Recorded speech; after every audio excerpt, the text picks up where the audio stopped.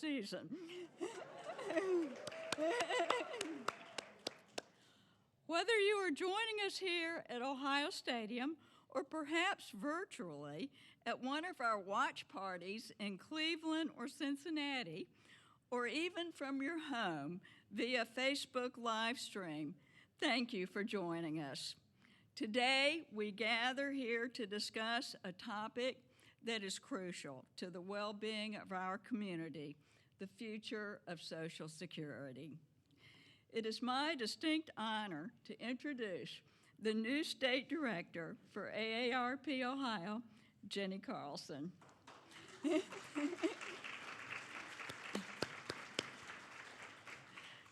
Jenny brings over 3 decades of experience in federal and state government and government affairs. Her career has been dedicated to advocating for the most vulnerable citizens and driving policies that make Ohio a great place to work, live, and age. Jenny's journey includes significant roles, such as the Assistant Director of the Ohio Department of Aging, where she managed operations and developed innovative programs to improve the health and safety of older Ohioans. She also served as Associate Vice President for Government Affairs at the Ohio State University Office of Health Sciences, managing policy and government relations for the health system. Jenny's leadership is characterized by her deep expertise and strong relationships, which are essential to achieving AARP's goals.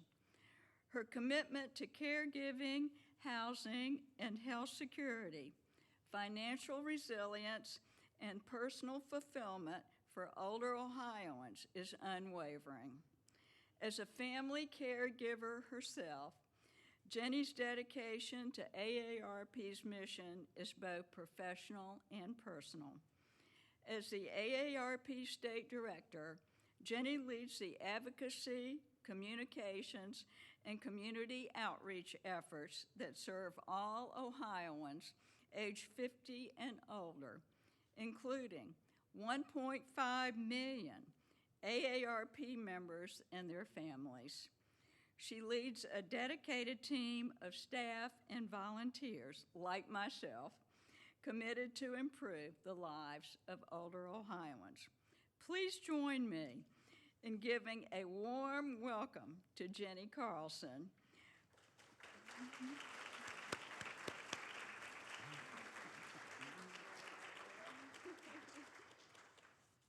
All right, it wouldn't be an event at Ohio State if I didn't start out as saying, OH! Thank you. Thank you for the wonderful introduction, Claire, and thank you everyone for joining us virtually and here in person. I do want to spend a little bit of time in thanking people for coming out today. We have our Executive Council members who are with us today, spending time, so much time with us on a day-to-day basis, advising us on everything that we do. We have representatives from the Governor's Office, Kathleen Young, as well as Jason Hill, Shayla Davis from the Ohio Legislative Black Caucus Foundation, and then Greg Lawson, the Buckeye Institute. And I do want to recognize everyone who's watching us today. There are many members of Congress and their staff that are viewing this online. So thank you and welcome. For those of you who are with us, I hope you've enjoyed the evening so far. We choose today, the anniversary of Social Security program, to celebrate the milestone here at the iconic Ohio Stadium. I'm a proud alum and a huge Buckeye fan, so it was apropos to pick this location for tonight's discussion. The atmosphere is unmatched. We threw a party, a cake, we blew out the candles, maybe some, we have some more to do. But cake aside, we're also thrilled to include you in an important conversation about the future of Social Security. As the State Director of AARP, one of the most gratifying parts of my role is helping to fulfill our mission. We are the nation's largest nonprofit, nonpartisan organization dedicated to empowering people 50 or older to choose how they live as they age. We advocate for what matters most to the more than 100 million members, Americans, 50 plus, and their family. That's health, personal fulfillment, and financial security. And we're going to spend a little bit more time this evening talking about financial security. Tonight, we've gathered the nation's leading policy experts from each end of the political spectrum to get some of the most questions and start to unpack and understand what's the solution, what does it look like, how do we protect the Social Security, what could it look like moving forward. The fact is, Americans pay into and earn their Social Security, and Social Security is guaranteed for life. So, a retiree will never outlive is a vital income. And by vital, I want to share with you that in our recent voter poll, 55% of Ohio voters age 50 plus say that Social Security is or will be a major source of income for their household. Social Security is paid for by dedicated payroll taxes and the interest income those taxes have built up in the Social Security Trust Fund. But the program faces a long financial shortfall.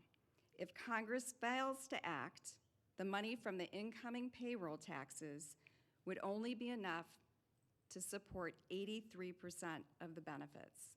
So let me say that in another way. If Congress doesn't take action in the coming years to protect and save Social Security, benefits could be cut at about 20%. That's over the next decade. I recently heard someone describe the impact of a 20% cut as the difference to be able to spoil your grandchildren or having to move in with your grandchildren. So think about that. We do know without that, millions of retiring Americans rely on Social Security benefits.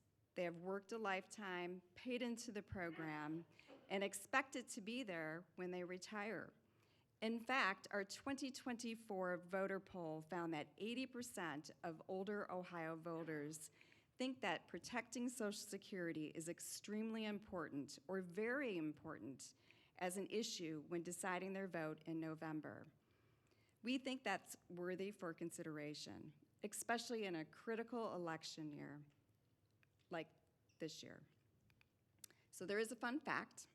Ohio residents aged 50 and older make up an outsized portion of the electorate, with consistently higher voter turnout rates compared to younger voters.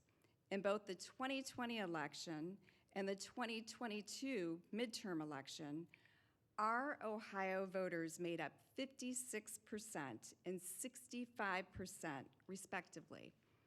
And that's out of all Ohio voters. So our poll shows that 89% of Ohio voters aged 50 and older say that they're extremely motivated to cast a ballot this year. So they're motivated and they're taking issue with how candidates are talking about Social Security. As Ohio continues to navigate the evolving landscape of social and political economic challenges of rapidly aging populations, the future of Social Security remains a critical topic. In light of recent discussions on economic stability and the well-being of our aging population, and as debates around the federal budget allocations and reforms intensify, it's critical for Ohioans to know about potential changes and their implications. So I would encourage you to visit AARP's Ohio 2024 Election Guide. That's at www.aarp.org/ohvotes. Not only will you find the latest information around deadlines and where to vote, information is there so that you are best prepared when you go to the polls. This is one way that AARP helps Ohio's most motivated and consistent voting group stay informed. I would now like to introduce our moderator, someone who has made a significant impact in the world of journalism and beyond. Robyn Haynes is from NBC4, which is a local news station here in Columbus. Robyn has more than 20 years of experience in TV and has been with NBC4 since 2012. First a reporter and now a host of Daytime Columbus, Robyn loves to be the conduit for other people's stories, and she's great at it. She understands the importance of educating viewers on issues that impact their daily lives. Robyn is also a breast cancer survivor and is a passionate individual sharing her own stories to raise awareness for other young women. Born and raised in the Buckeye State, Robyn is a proud graduate of Ohio University E.W. Scripps School of Journalism. So please extend a warm welcome to Robyn.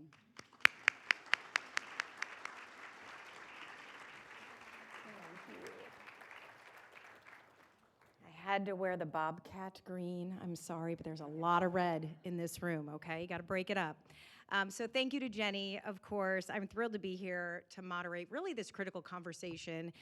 And I say that because I'm 42. I'm very happy to tell people my age. I know I might be a few years away from Social Security, but that doesn't mean I'm not worried about it being there when I get to that point in my life. I also have two parents who are currently on Social Security, and my mom is a caregiver for my father. He suffered a very freak accident, had a spinal cord injury about a year ago, so they rely very heavily on their Social Security income to pay for mounting medical bills, as so many people face as they age.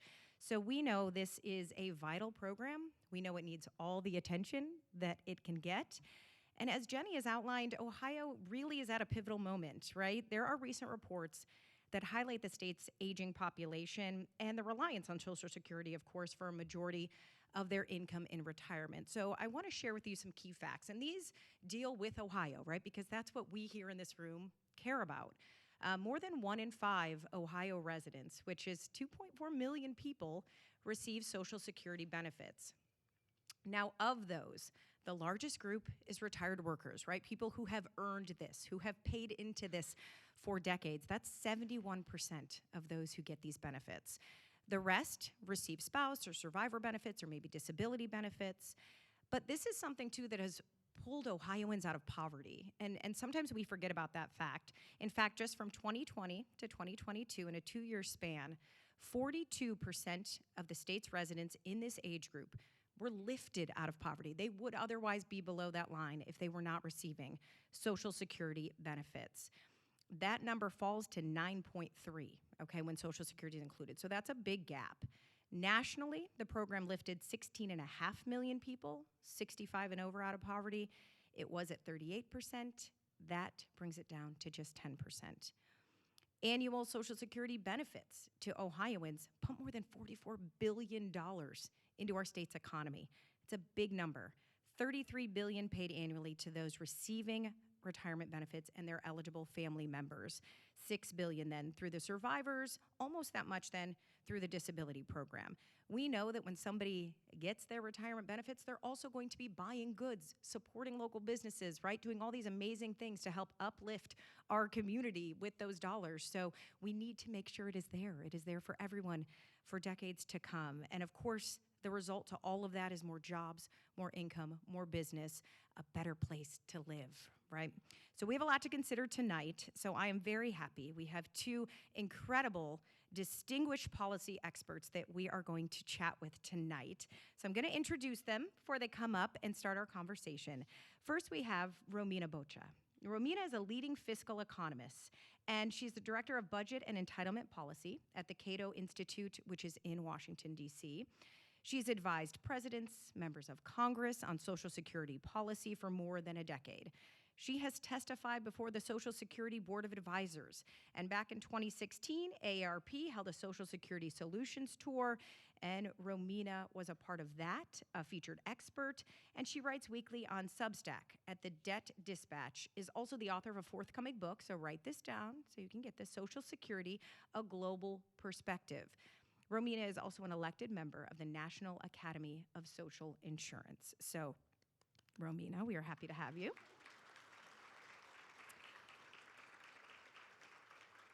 We also have with us tonight Max Richtman. He is one of the nation's leading advocates for Social Security and Medicare and a prominent expert on seniors issues.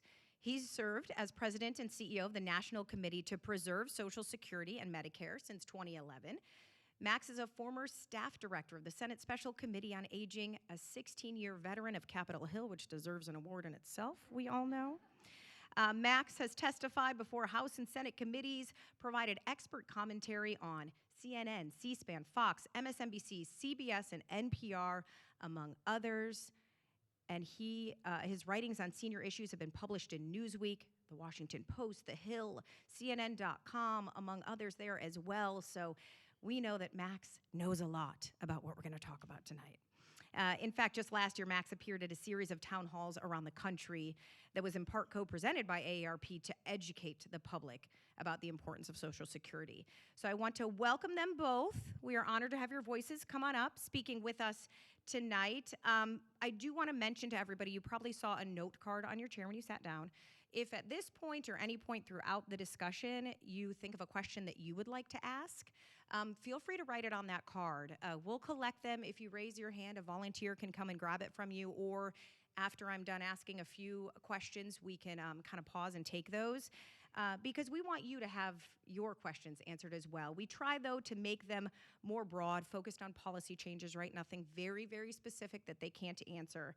But be sure to pick those up, write your questions. You have our undivided attention tonight, so this is the chance. All right, so I am going to start. My mic might come on. I am going to pose questions to both of our experts today, but ladies first. Okay, Max, I'm going to start with Romina. So to begin our conversation tonight, Romina, share some background on what is projected to happen with Social Security over the next decade. And we talk about this in relation to demographic shifts, the aging population, declining birth rates, right? People aren't having as many children as far as a population is concerned. So how does that impact the solvency of Social Security? Can you tell us that? Yeah. Thank you for the question, Robyn, and thank you to AARP Ohio for inviting me on this very important topic. Excited to be here.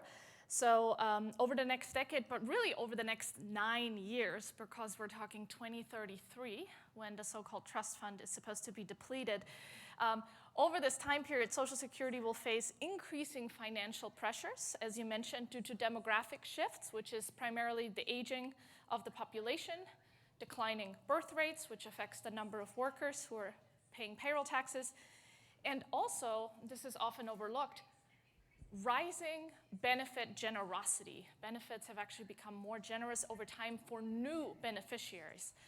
As you are well aware, your benefits grow with inflation if you're already on Social Security, but people who are applying for new benefits, those benefits have become more generous over time. And all of these things are affecting the solvency of the program.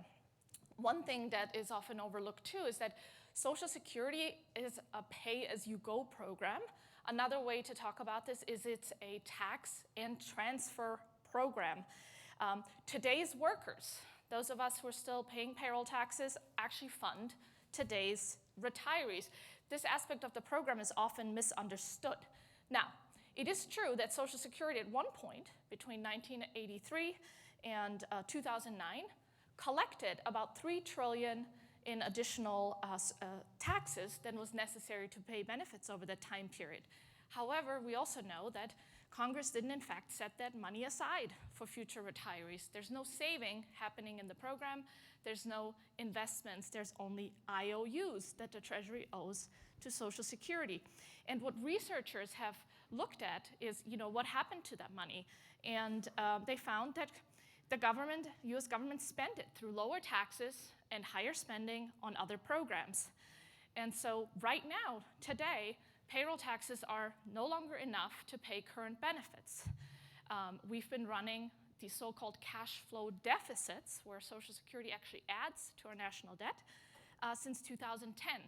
And my team and I have estimated that over the next 9 years, before Social Security runs out of borrowing authority, that's basically what those trust fund IOUs give Social Security, the authority to borrow. Over that time period, we will be adding more than $4 trillion to the national debt in order to be able to pay full Social Security benefits. So this is not just an issue for 2033.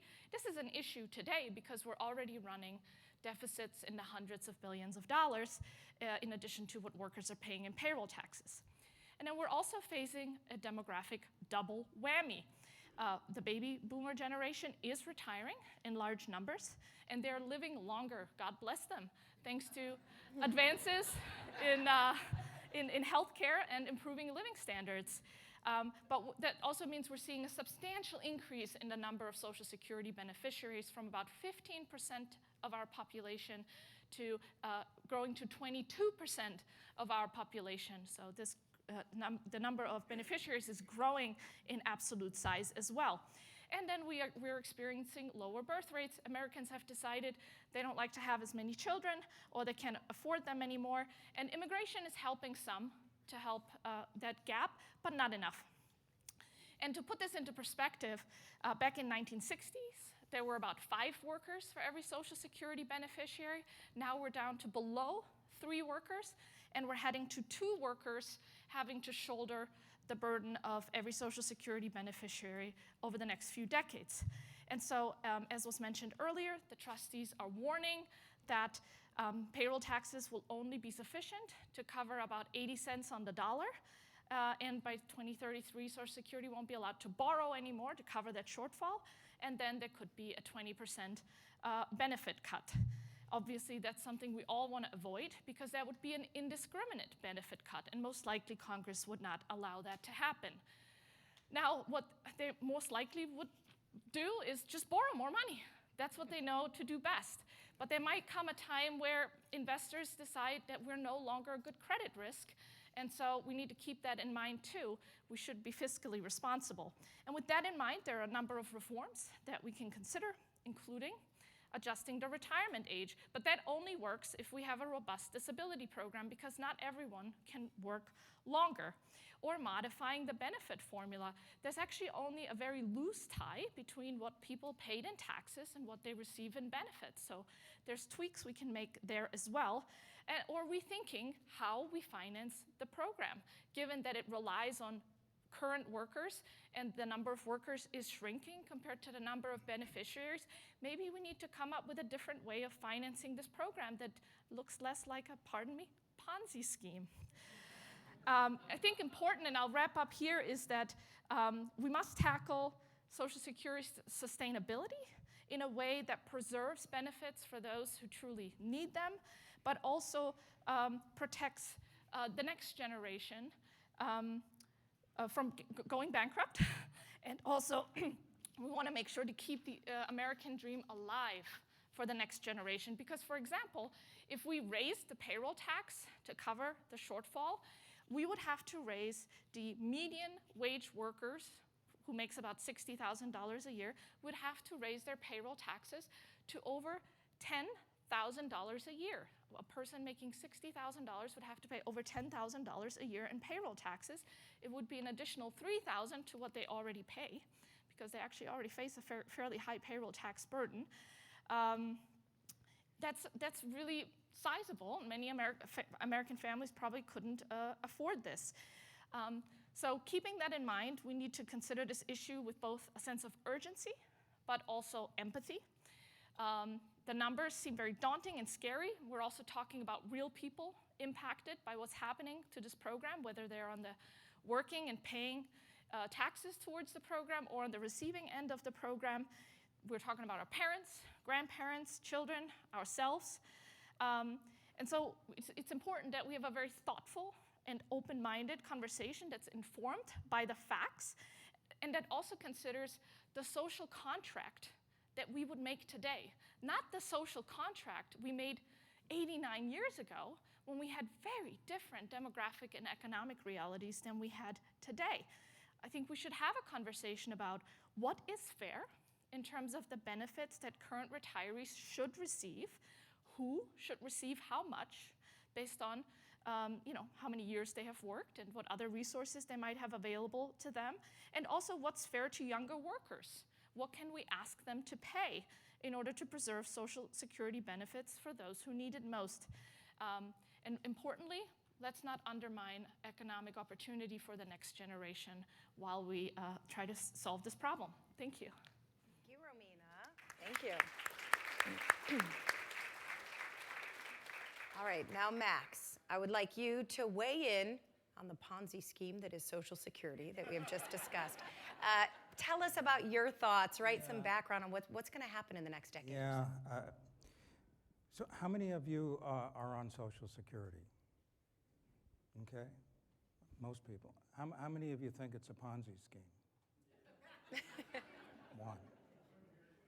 Two. One person. Or two. I think Romina changed a couple minds just now. Yeah. So you tell me how a program that's been around for 89 years, and let's celebrate. Today is the 89th birthday of Social Security, and whatever Romina and the Cato Institute, yes, let's applaud it. Think about Social Security.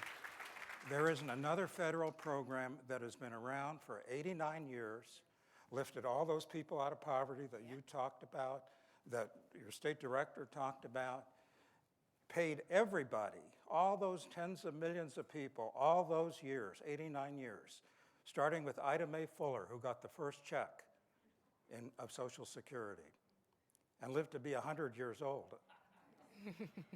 How many programs have done that? Paid everybody all their benefits on time for 89 years.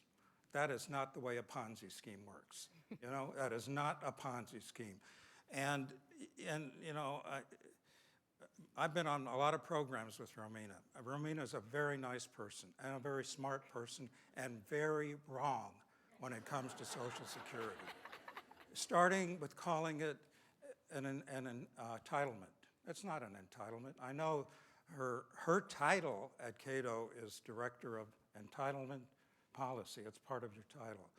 Social Security is not in that portfolio. Social Security is an earned benefit. You all talked about it.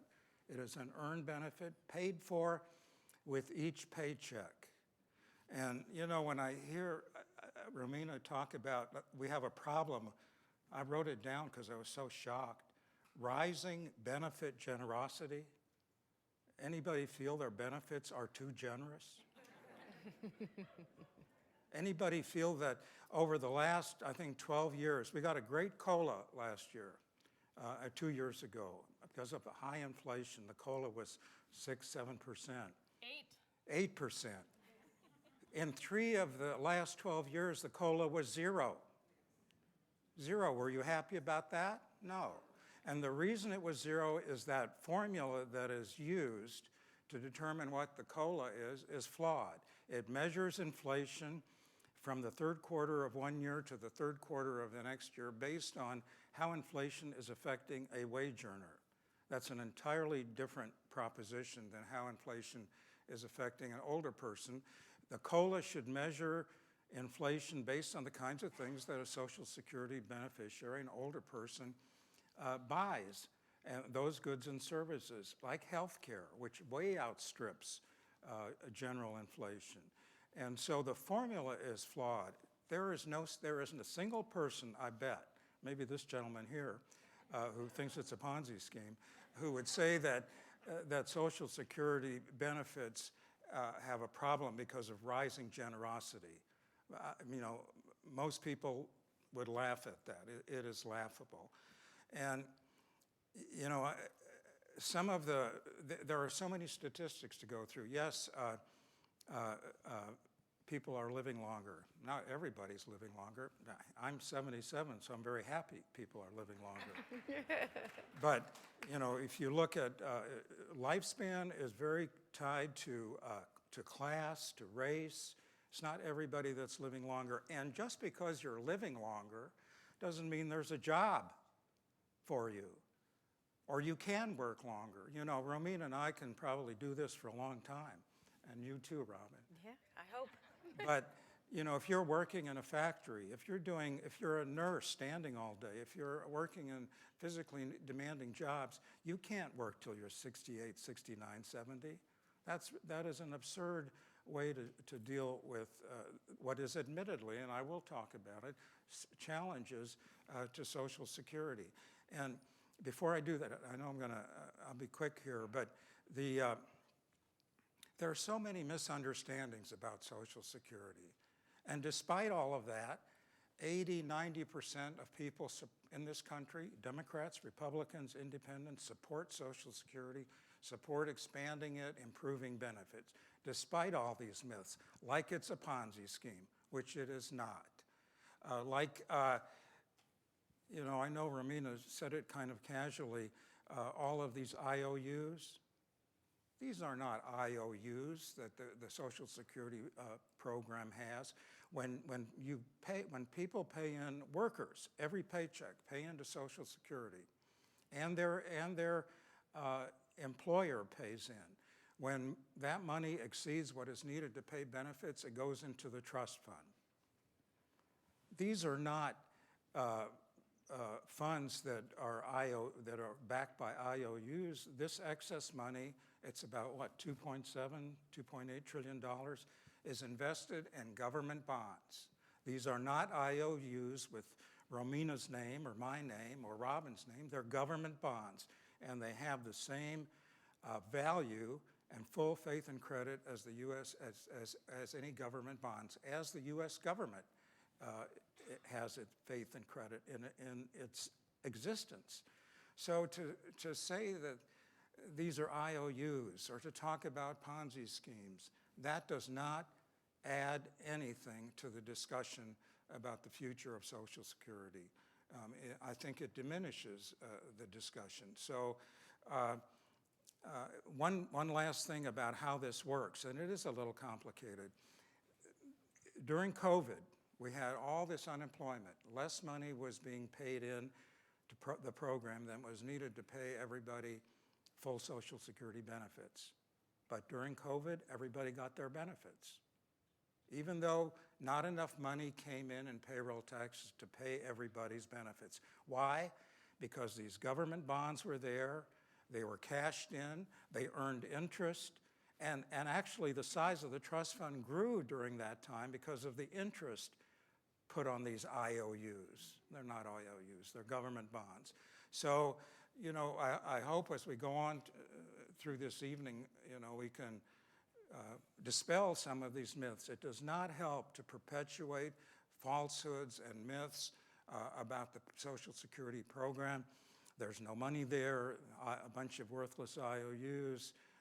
And the last thing, and how many of you people have been hearing, I know you hear it in Ohio as all over the country, Social Security is broke.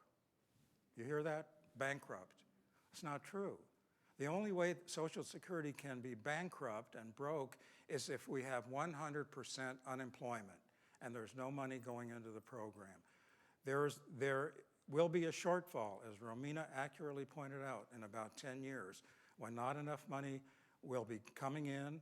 These IOUs, these government bonds, will be cashed in, and we'll have to make some hard choices in terms of how to continue the solvency of the program, and I'll be glad to talk about that. Yeah, absolutely. I was going to say, now that we talk about that gap that's almost 20%, right?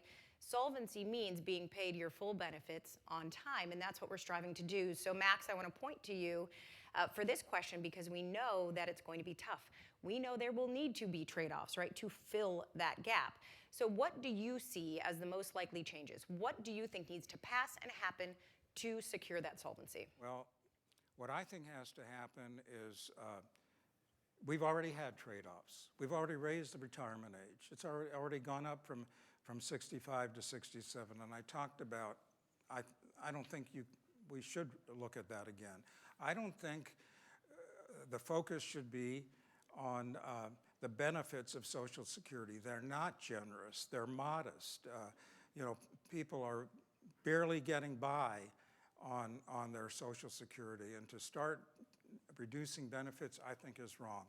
What I would suggest, and there's legislation that would address this, is bring more revenue into the program in a fair way. How many of you know that there's a cap on wages subject to the payroll tax, right? Most people know that. About a third of you know that. A lot of people don't know that. It's $168,600 this year. I think that's right, $168,600.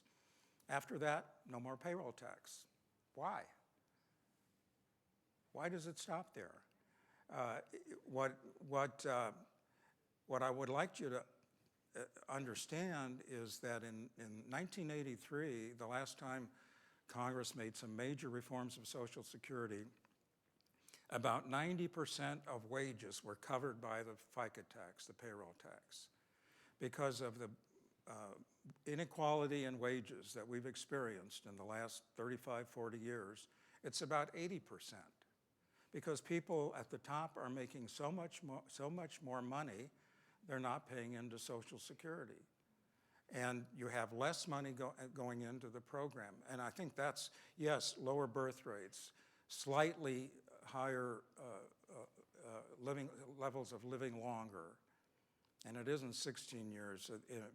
As someone that is 65 years old, it's about 4 or 5 years added to longevity since 1940. Half of that has been taken away and absorbed by the increase in the age for receiving benefits to 67 for almost everybody, will be everybody soon.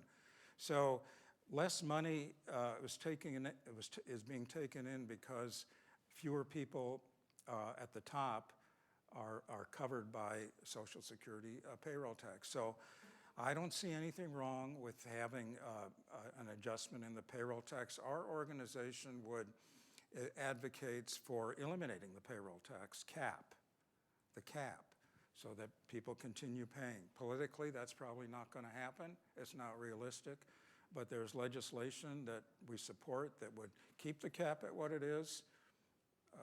It changes a little every year, as I said, but start collecting payroll taxes again for someone who's making $400,000 and above in wages. And maybe they have an adjustment in their benefit as well.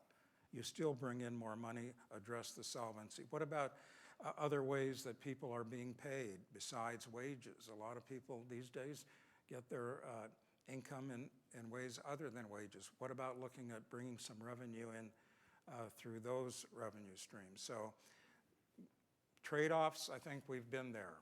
Yeah. We've been there, we've done that. It's time to bring some fairness into the program and even expand and improve some of the benefits.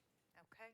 All right, Romina, there's a lot to take in over the last 10 minutes or so. So when you talk about trade-offs, what is it that you propose would make a difference, would really make this program stick around? Yeah, I think it's important that we take a more holistic approach to Social Security.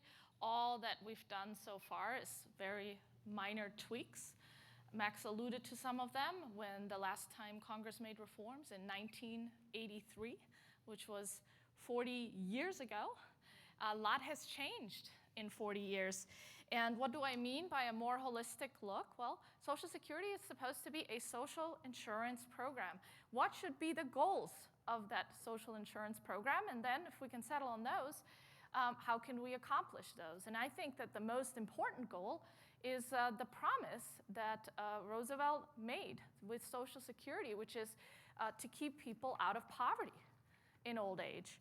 And we've moved very far from that original intent of the program.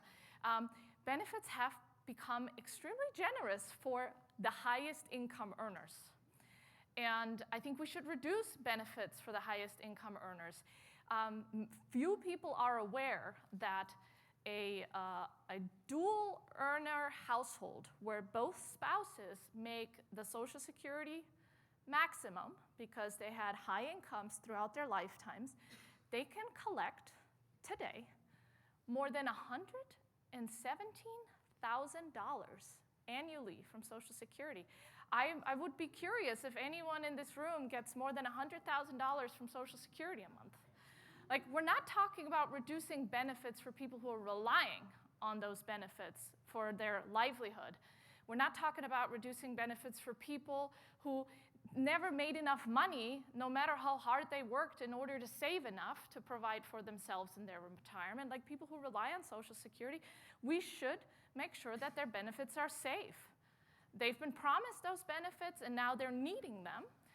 But we can't afford to pay six-figure benefits to people who don't need them, including President Trump, who's eligible for Social Security as well. So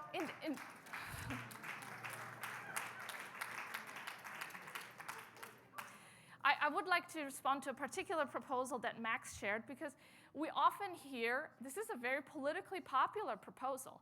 I mean, I don't consider myself rich. Does anyone in this room consider themselves rich? So when you say just tax the rich, that sounds great. That's someone else, someone else is going to pay for it.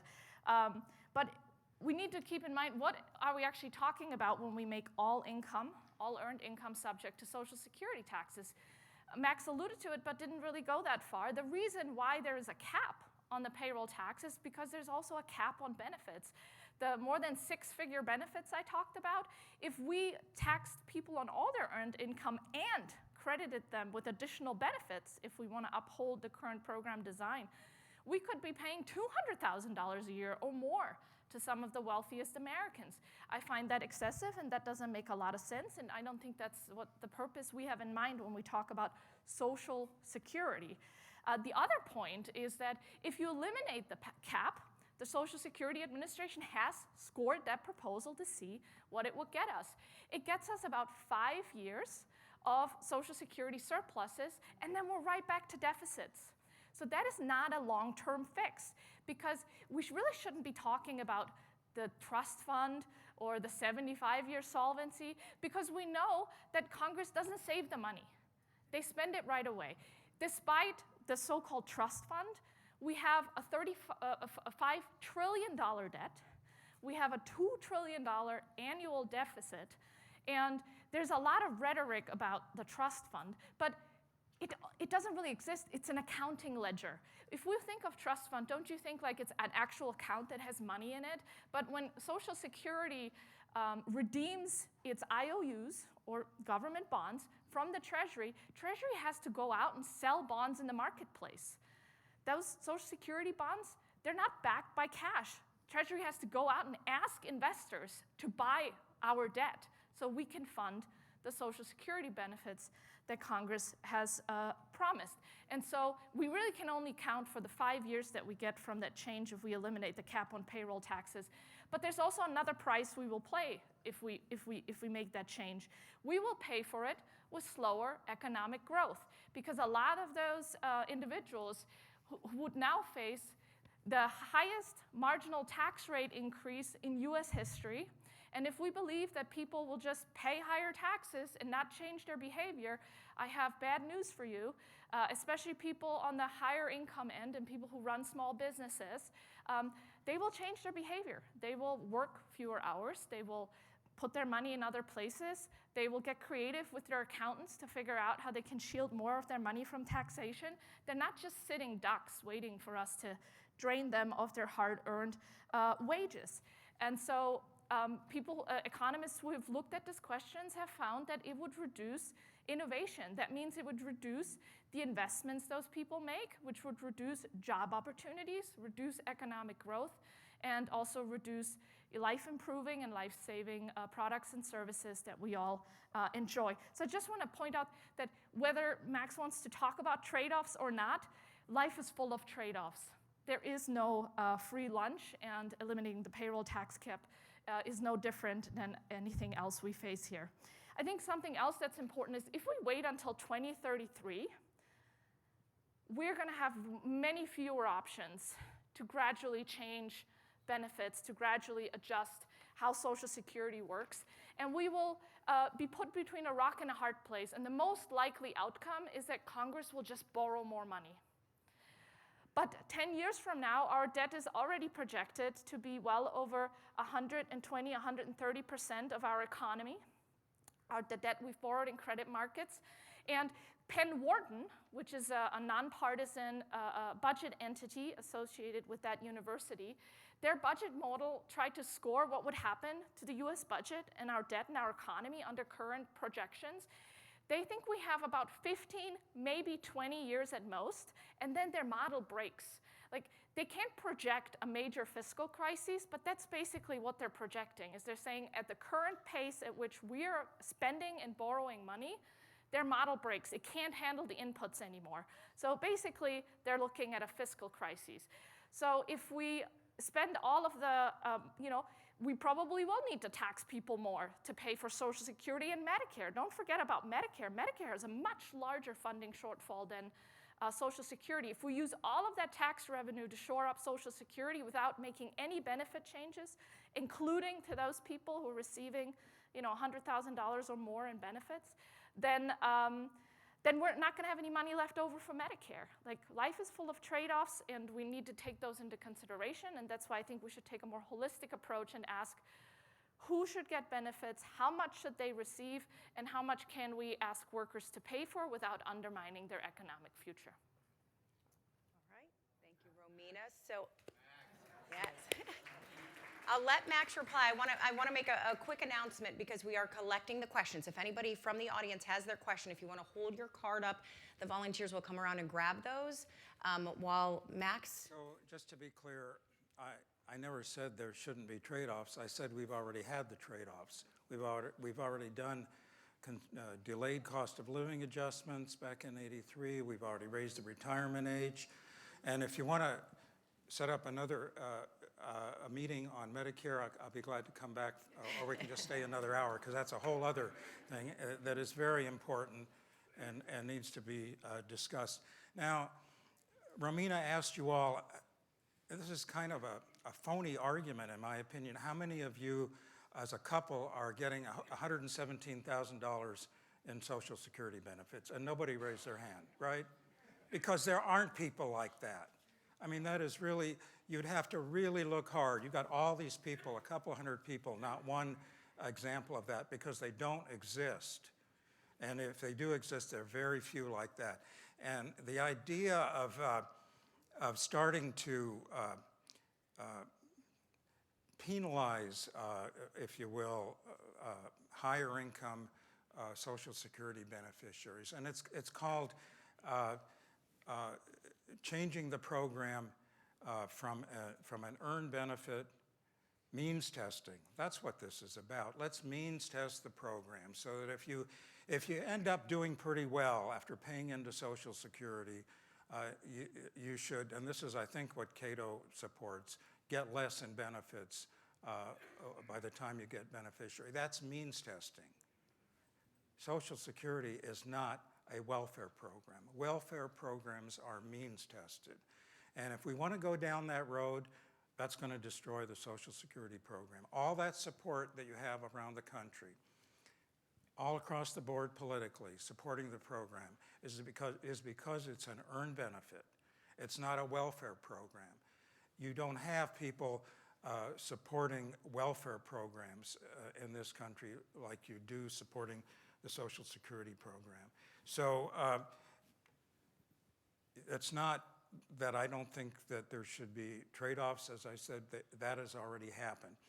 One other thing that I think should be mentioned, and you talked about Social Security being a social insurance program. What does that mean? If you are a younger person, you have Social Security as insurance. If you are a 27-year-old worker, right now, wage earner with a spouse and two children, you have almost $2 million in value of Social Security disability and life insurance. Now, a lot of younger people don't know that and won't know that until something awful happens in the family, and someone might say, well, you ought to check with Social Security. You've got some benefits there. So that's what social insurance is about. Yes, it's important to retirees. Yes, it's important to have an inflation protector. It's not enough. I think the formula should be changed so that it is accurately reflecting inflation as it affects a beneficiary.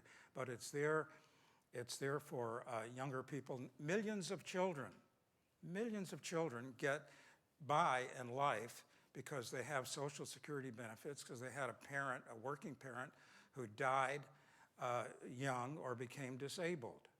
And that's the nature, that's the beauty of this program.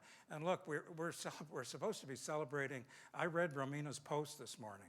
She posted something. And the very first thing, I have it right here, you commented on this being the 89th anniversary of Social Security. That was the beginning of your post. Substack, the Dispatch. I recommend you read it. It's free. And it has a wonderful picture of a rotary phone, okay? And I tell you, Romina, it is offensive to me. Today marks the 89th anniversary of Social Security. Like a stubborn senior, this program has been set in its ways for so long, you could be excused for thinking the Social Security Administration is still using rotary phones. That's the kind of misinformation that I don't think is helpful. And as a stubborn senior, I would say that we are open to changes. We know it's a dynamic program. It has changed a lot since 1934. But change does not mean undermining the system, the value of the program. It means improving it, protecting it. And so, you know, I have to say, if you're going to post something on the 89th anniversary of a program that has fulfilled its commitments every month to millions and millions of people, tens of millions of people, I think it would have been nice to start out by saying happy birthday.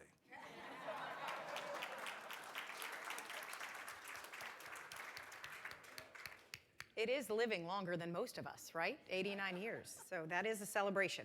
Okay, so we have a few minutes left before we get to the Q&A from the audience. So I want you each, in about 5 minutes if we can, to talk about how you think there will be some kind of bipartisan consensus to this. And these are the two perfect people to do this. I feel it. So who wants to start on this? Do we give Romina the last word, Max, or do you want Romina to start it off? You choose, Robyn. Oh, no. All right. Well, Romina got the first word today, so go ahead, Max, and we'll... Okay. So, you know, we talk about bipartisan solutions, right? The bills that have introduced into the House and into the Senate, Congressman John Larson, the top Republican on the House Ways and Means Social Security Committee, Sheldon Whitehouse in the Senate, Sherrod Brown has introduced legislation. Most of that legislation deals with improving the program, and not a single Republican, not one, has signed on to this into this bill. In fact, they haven't signed on to any bills. Why? Why don't they submit legislation? The last time a congressman submitted a bill, he's deceased. He was from Texas, and he was a member of the Ways and Means Committee. And as far as I can tell, his former colleagues are trying to hide his bill because they don't want people to talk about it, because it talks about reducing benefits, reducing the cost of living adjustment, which is already too small, having a formula that makes it even smaller, raising the age for receiving benefits. So has not been a bipartisan approach, but there is bipartisan support for fixing Social Security around the country. And as I said, 75, 85% of people that have been polled over the last few years, all across the political spectrum, not just Democrats, support improving the program, support improving benefits, bringing more revenue into the program. This bipartisan group does not support cutting benefits. So what I say is, when you go out, you're going to have a big election coming up, a lot of members of Congress. I was talking to Jackie, a former state representative, about your political situation here. When you go to these events and you meet a candidate who's running for Congress, and you ask them where they stand on Social Security, you're probably going to get the same thing I get when I meet anybody socially and I tell them what I do. It's always, I'm for that. I'm for that. But that's not good enough. You know, ask them, are you for raising the age for getting benefits, which is lower benefits? The longer you wait, the lower your benefits are going to be over that period of time. Are you for reducing the cost of living adjustment? Are you for expanding Social Security? Are you for improving the benefits, the survivor benefits, the disability benefits? I think if you ask that, you may maybe get an answer. I don't know, but the bipartisan support exists in the country. It does not exist in the House of Representatives. It does not exist in the U.S. Senate. Even some fairly modest proposals have not had bipartisan support. So that's what I hope you'll get involved in this election and ask your people that are running for House and Senate and other offices what their position is, and don't accept "I'm for it" as not good enough. It's like when people answer, "I'm fine," and you know there's something deeper going on, right? Press, ask, educate yourselves. Yeah, that's definitely great advice. So Romina, what would you say? Bipartisan solution, is it possible? How do we even push for it? Oh, absolutely. I think that it can seem very challenging, but it's definitely not impossible to find a bipartisan solution. And there is actually bipartisan support for reforms to Social Security and Medicare in both the House and Senate. It's just a lot of people aren't hearing about it, especially now that we're in this heated election cycle. We held a symposium at the Cato Institute in May of this year, Social Security, a Global Perspective, where we invited experts from countries like Sweden and Germany and Canada and New Zealand to talk about the reforms that they made to their Social Security programs, because Europe is ahead of us when it comes to aging, and so they have had to tackle these problems much sooner than we've had to, and I think we can learn from their approaches. And one of the common things that representatives from these countries mentioned, what was key to making reforms was for politicians to come together and strike a political agreement where they would commit to a constructive and collaborative dialogue. That means avoiding attacking each other's proposals and focusing on shared goals rather than partisan differences, setting aside adversarial tactics like we've been witnessing from President Biden in the State of the Union. We need to create a more positive atmosphere for negotiations, which is essential so we can find common ground.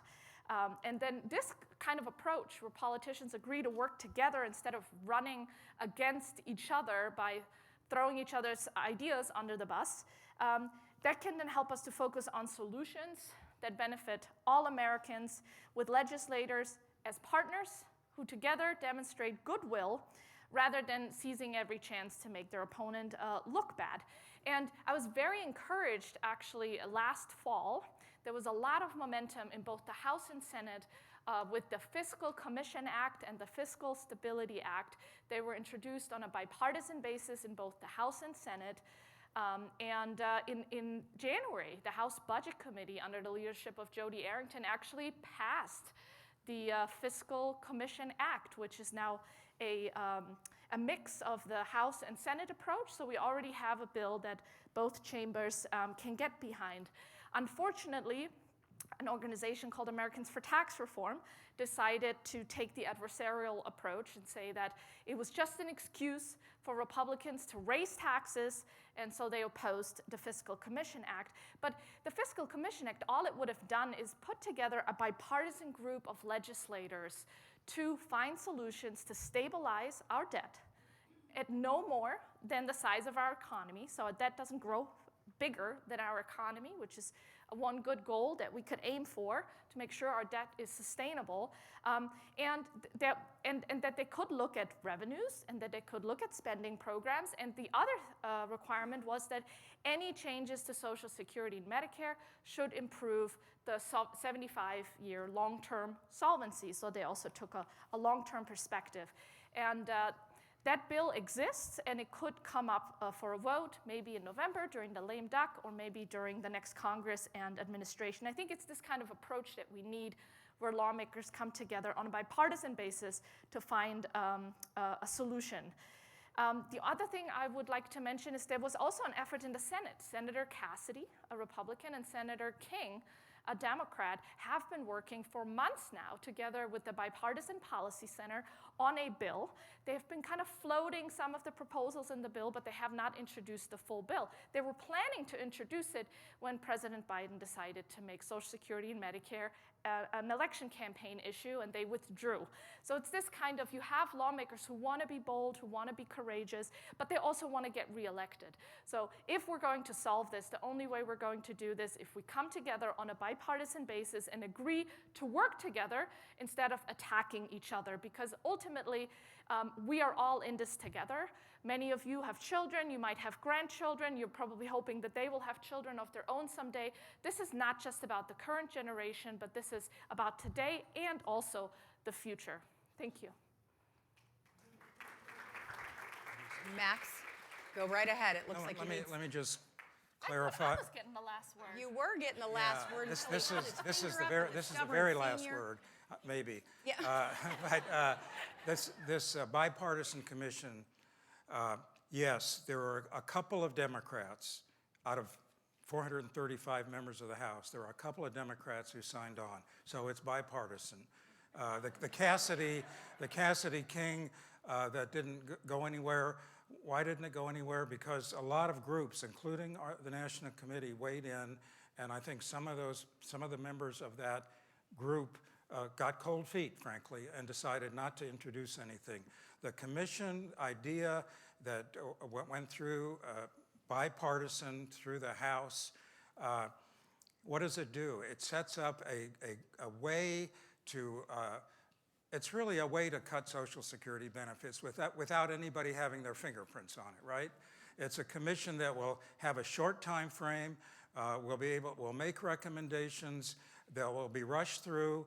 There won't be an opportunity to go through the regular order of having the committees of jurisdiction, like the Ways and Means Committee, weigh in, having outside witnesses like the National Committee, like Cato.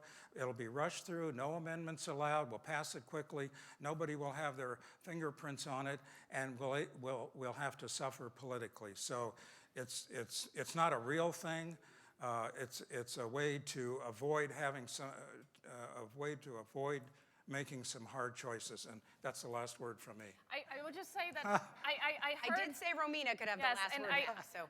I'm familiar with Max's organization's criticisms of the bill, and I wrote an entire piece on my Debt Dispatch on Substack, which is free, that debunks some of these claims about the commission. It has a public input process.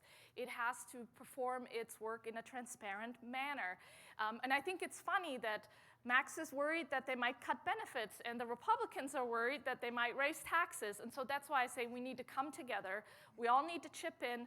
The most likely political solution will involve a mix of benefit cuts, most likely on upper income earners, and tax increases, probably also on upper income earners. But we will never find that solution if we're not willing to work together and just say, no, we can't go there and we can't go there. Let's talk about what we can get done. Is Cato Absolutely. for raising taxes?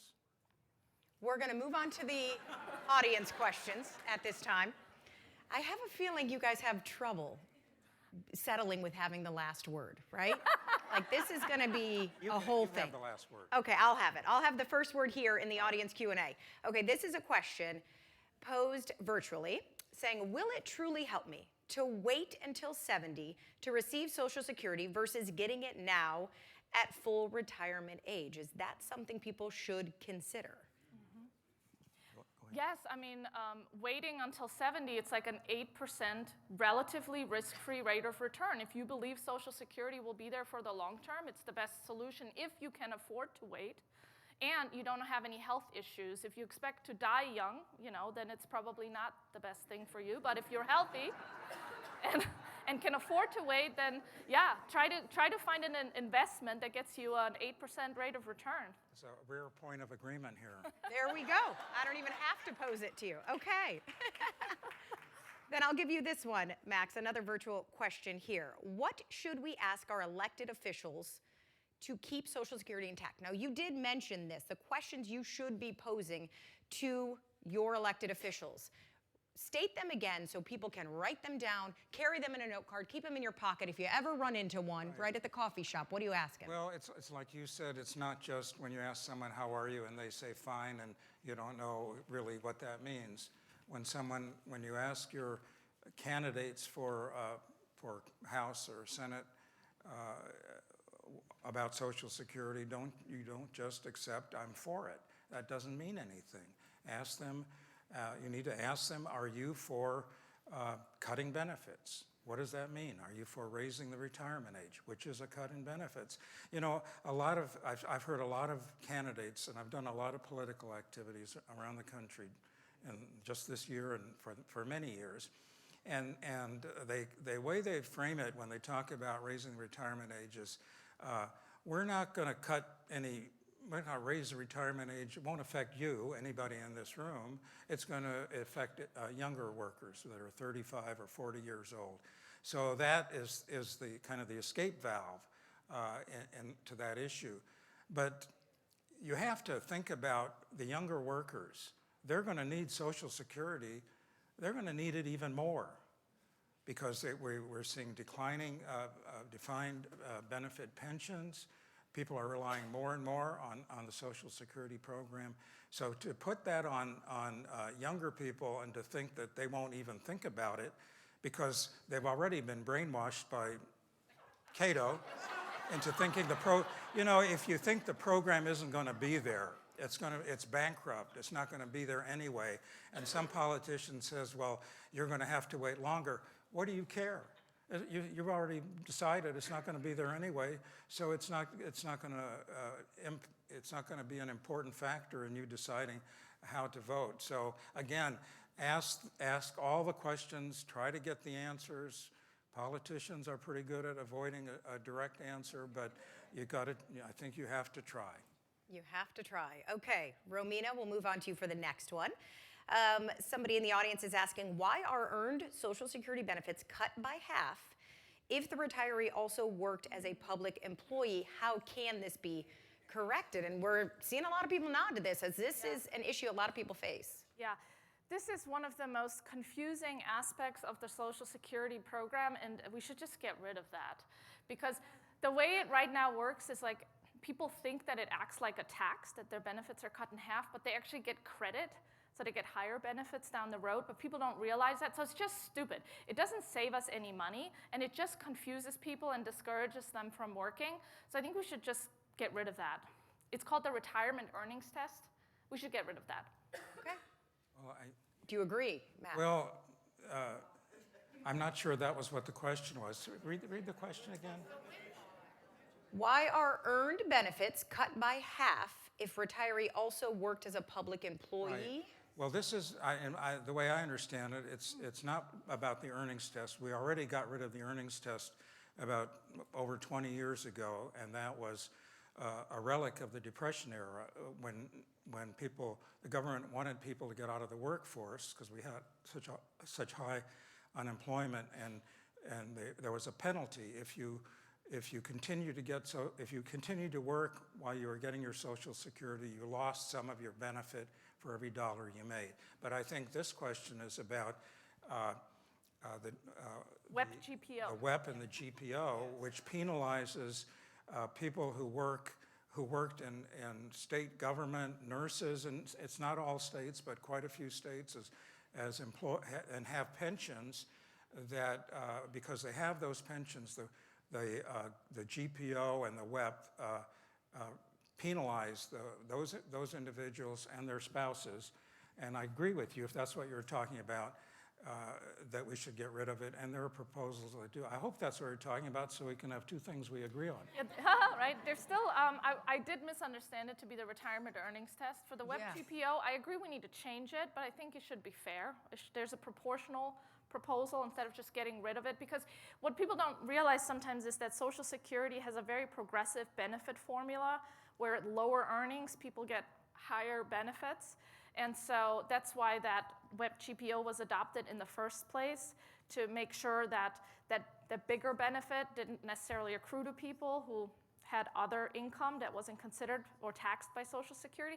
It's, again, a very highly complex issues, but there is a fix that is bipartisan and that would make a more proportional adjustment. If we just got rid of it, I think it would still be unfair to other workers. It is, it's the government pension offset, and that is what a lot of public employees, and I see a lot of heads nodding, the people that are familiar with that, are being penalized. And you're probably right. there's legislation that would go a long way towards fixing it, not eliminate it altogether, Yep. but make it more palatable to Yeah. those kinds of workers. All right. Yeah, we need I a love an technical agreement. fix. Yes, that is fantastic. All right. So another virtual question. Do disability benefits stop, I should say, when an individual reaches full retirement age? Yeah, I don't know. And I believe if you collect Social Security, right, you cannot also collect disability Yeah, benefits. And I don't know if that's the question here. You transition to the program, but I'm not sure if it happens at full retirement age or when it happens. I would need to get back to you on that. Okay. Yeah, I'm the same way. I don't. Yeah, that's fine. We'll get back to you, virtual viewer. Okay.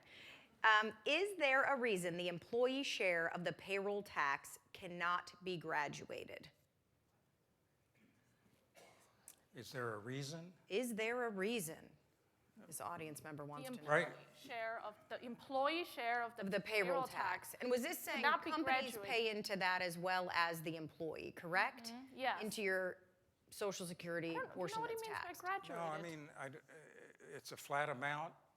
It's, I've Is it a never flat heard of- percentage it's a flat that is percent. going in of your rate? No, Maybe it- they're saying, can it be graduated so the more you earn, that percentage goes up? But you talked about there being a cap on the Yes. amount they can be taxed There on. is a cap and on the amount that you pay, and then your employer stops as well at that point. Yeah. They You know, stop it could be- contributing as well, It could be okay. changed. I mean, if the Congress changed that percentage, I don't know of any. Yeah, it's proposal that- 6.2% 6.2%. for the employee and the employer. And if you're self-employed, you pay the full amount. However, for the employer portion, you also get a tax deduction on the income tax. Okay. So that's important to keep in mind for anyone who's heard President Trump call for eliminating taxation on Social Security benefits. The reason that there are taxes on Social Security benefits is because the employer share was not taxed on the way in. And so in the 70s and then again in the 80s, they added taxes to the Social Security benefits to account for that, because otherwise it was like a windfall. Like it was unfair in terms of the tax system. And I think Cato opposes President Trump's This is proposal correct. to eliminate. We're truly nonpartisan. Yeah, you know, and you probably heard about that. He wants. How many of you pay taxes on some of your Social Security benefits? Quite, you know, maybe a. Well, and that comes into our next question is actually, why are Social Security benefits taxed? Oh, great. So answer that in this kind of reply. That'd be great. Yes. Well, Romina explained the reason. Just explained the reason why there is a tax, and I think it would be. When the tax was, you think it happened in the 70s, and when in the early got 80s, updated, yeah. it got up. It was increased, but part of that money, I think, between 50 and 85% goes to the Medicare That's Part right. A program, which makes the Medicare program sounder in terms of solvency. So, you know, I'm not sure former President Trump really knew what he was talking about when he talked about eliminating that tax, because, again, something Cato and Yeah. our organizations agree on. I maybe would like to add one angle to that tax proposal, which a lot of people are not aware of. Yes, there was sort of the explanation from the tax side, and that holds true. This is a very good explanation. But kind of like sometimes we make decisions and then we make up reasons for our decisions afterwards. That's kind of what happened with this tax on Social Security benefits. The initial reason to adopt this was actually to introduce some means testing into the Social Security program to reduce benefits for higher income earners, but they didn't think they could pass an actual proposal to reduce benefits for higher income earners, so instead they decided to levy a tax on their Social Security benefits to basically claw some of them back if they also had other sources of income. And then they figured out that they could also make a legitimate rational argument about tax equity.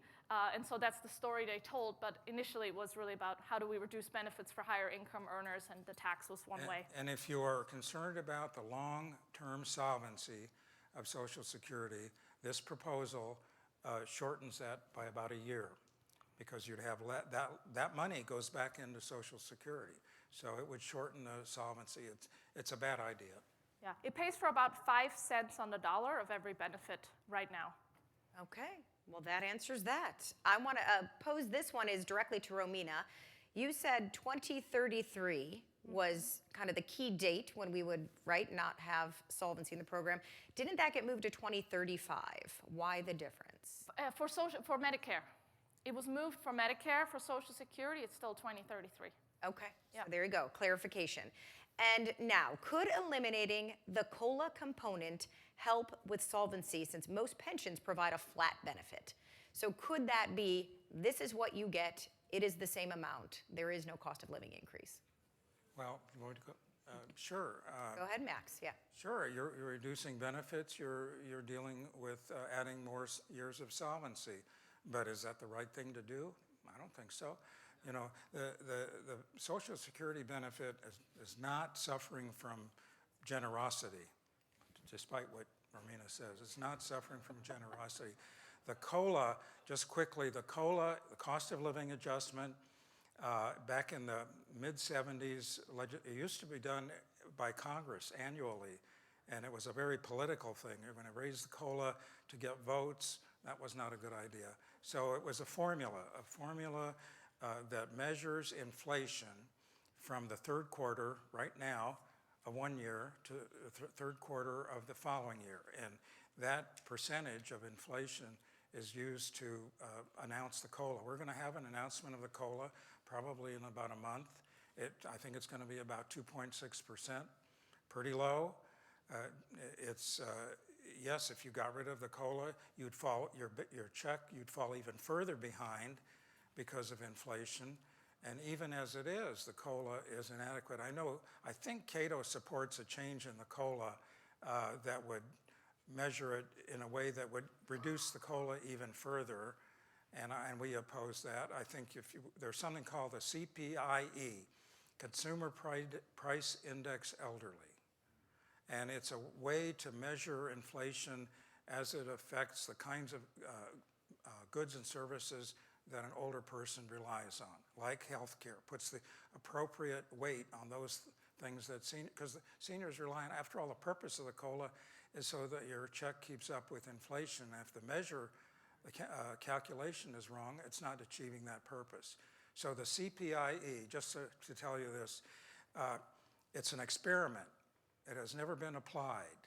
It results in a slightly higher COLA every year, which is very small, but it's cumulative, like interest that's compounded. So over time, it makes a big difference. The CPIE, that is an experiment, was passed into law when I was staff director of the U.S. Senate Committee on Aging. And we tried to get a different CPI across the board. We could only do it as an experiment. And so it's been something that has been on the books since 1978. So I worked on that almost, 45 years ago. And I'm hoping we get it adopted as besides an experiment across the board, because I don't think I have another 40 years to see it happen. I would maybe just add that the bill that Max mentioned earlier, Representative Sam Johnson proposed a Social Security reform proposal, and one of the changes would have been to eliminate the COLA for higher income individuals as a way to reduce their benefits. Okay, all right. Well, the last viewer question we have today is, doesn't insolvency simply mean insufficient revenue rather than no revenue? And I would maybe expand on this in saying that, so is that really a problem of, giant proportions like we talk about it? Is that 17% gap something that, would be a huge issue? Or do we just deal with insufficient funding, right, by the time this gets to that point?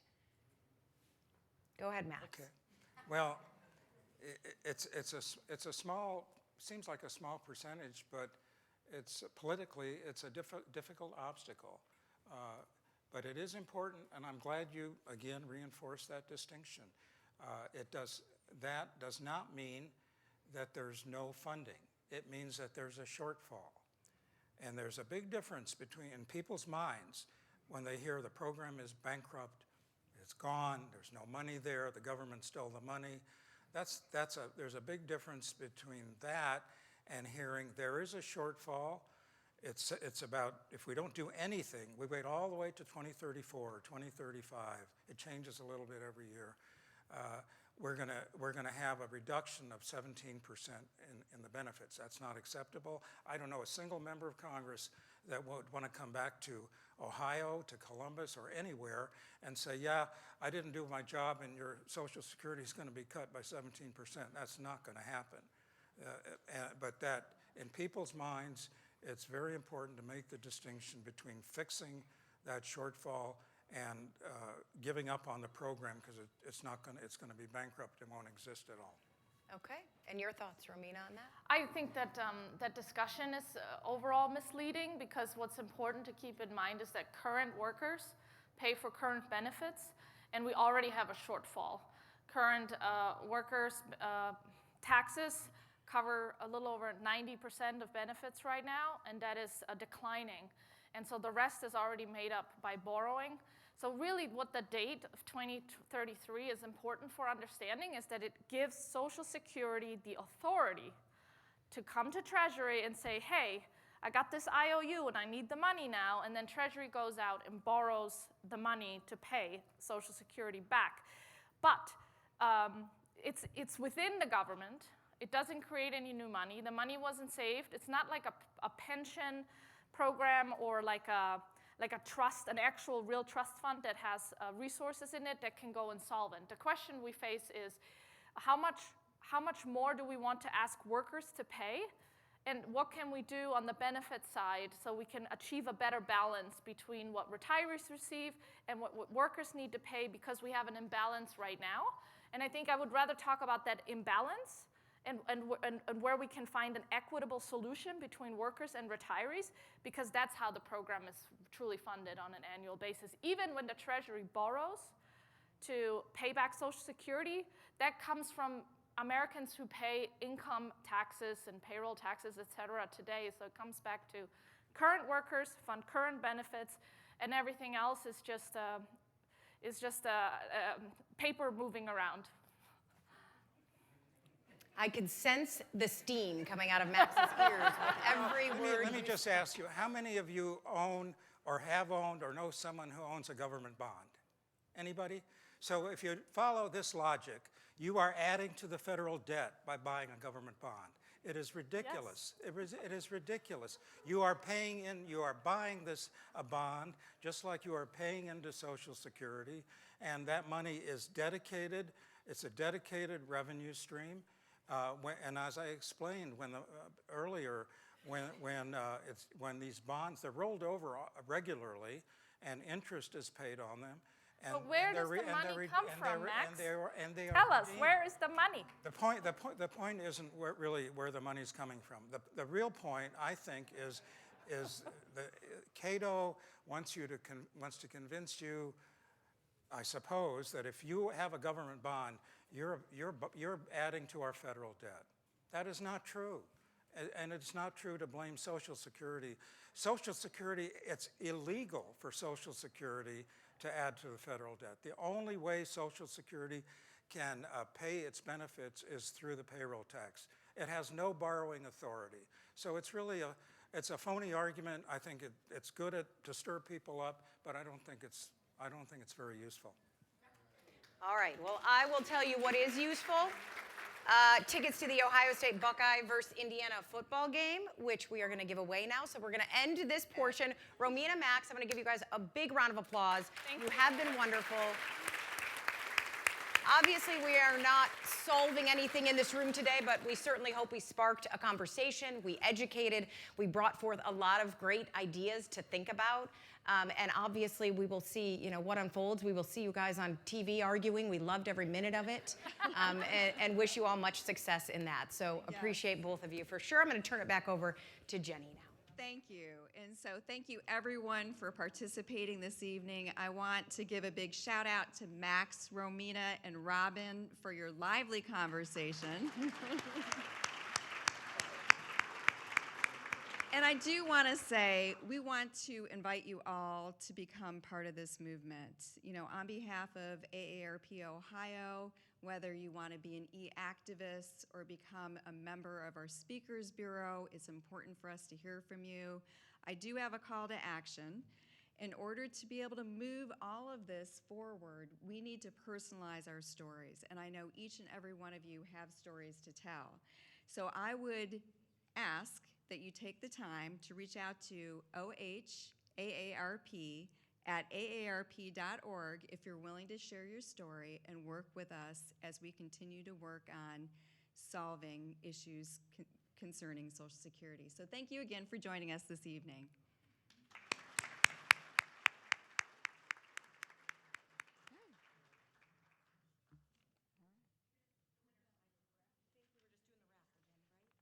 Are we done? We're done off Facebook Live? Okay. Just wanted to make sure we were off Facebook Live because I wanted to take this offline. So we do have a winner, and it is Carol Colrin. Carol Colrin. Remember, did you win? Okay, yes.